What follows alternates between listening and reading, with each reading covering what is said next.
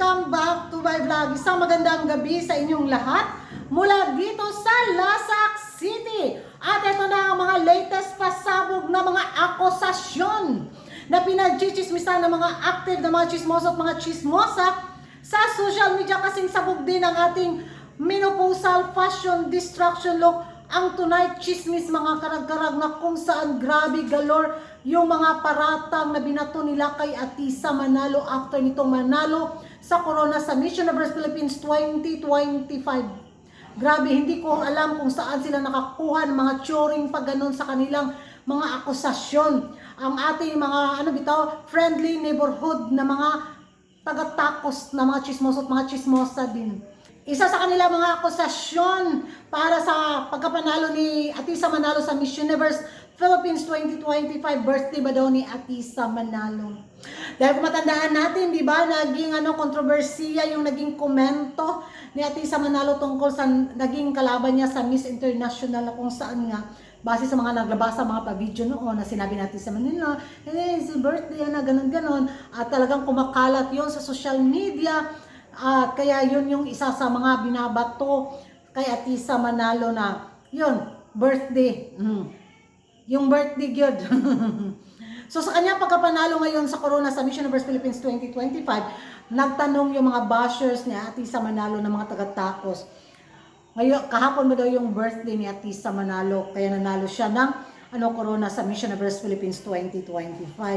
So, baka daw pwede nilang ilaban ulit yung naging kalaban daw ni Atisa Manalo sa Miss International para magkaalaman na daw kung nanalo nga ba ito dahil sa birthday niya or another ligwak. Gano'n naman daw si Atisa pag makatapat niya yung naging kalaban niya at nakasungkit sa Corona sa Miss International 2018.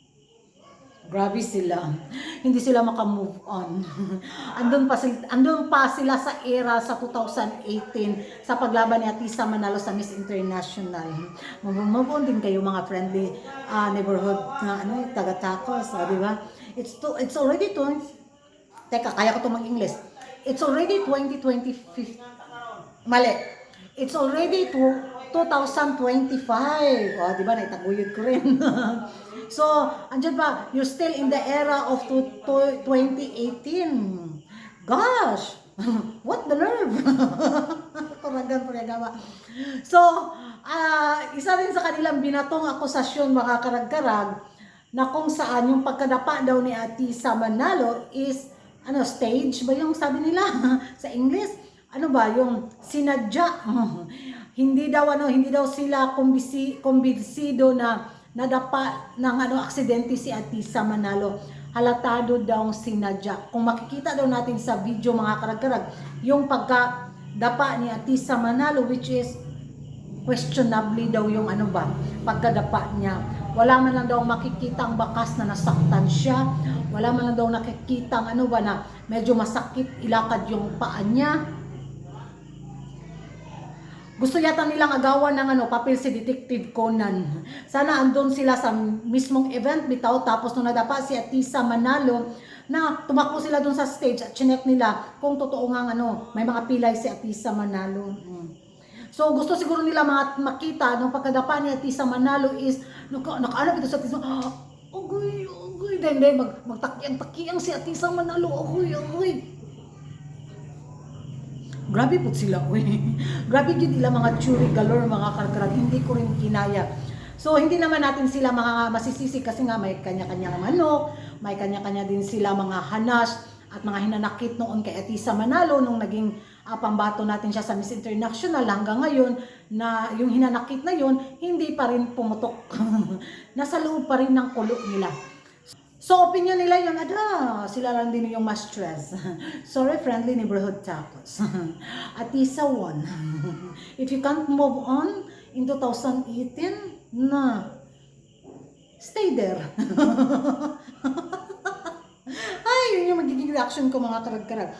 Kaya sa ating mga friendly neighborhood na mga kapitbahay, na galore system nila, nako, nakatatak na sa history ng Pilipinas, Miss Universe Philippines 2025 is Atisa Manalo. Masakit mang tanggapin, pero wala na, nanalo talaga siya. Kaya abang na lang tayo sa mga pasabog So, nabardagulan sa Miss Universe 2025. Di ba? Yun.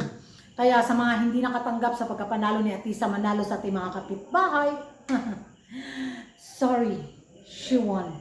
And that's all for today mga karagkarag. Ano yung magiging reaksyon nyo dito nga sa mga akusasyon, galore system nila na sinadya nga ba yung aksidente pagkadapa ni Atisa Manalo sa kanyang performance sa Miss Universe Philippines 2025. Mag-ingay tayo sa comment section mga karagkarag at kung hindi ka pa nakapag-subscribe sa YouTube channel ko, don't forget to like and subscribe Kuragan Karag and hit the notification bell para updated kayo sa mga latest eksena galore sa mundo ng beauty pageant. And thank you for watching. Bye-bye.